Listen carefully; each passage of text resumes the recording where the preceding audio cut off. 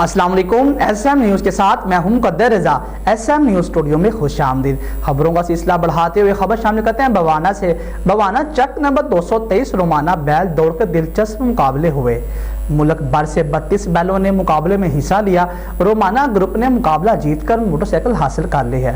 मजीद तफसीलात बता रहे हैं एसएम न्यूज़ के नुमाइंदे अफजल रोमाना। जी अफजल, आगाह कीजिएगा इस हवाले से।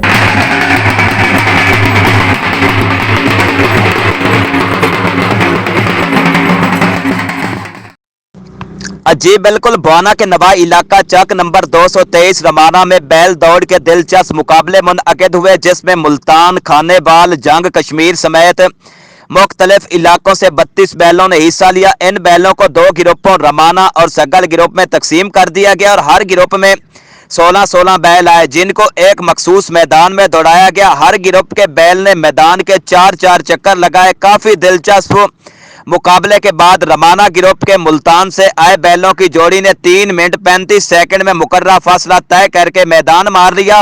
इन मुकाबलों को देखने के लिए अहले इलाका की कसीर तादाद मौजूद थी और शौकीन ने दौल की थाप पर खूब दाद भी दी। जीतने वाली टीम को मोटरसाइकिल इनाम दिया गया। जी बहुत शुक्रिया अफजल, तफसीलात से आगाह करने के लिए। मजीद खबरों के लिए देखते रहिए एसएम न्यूज़।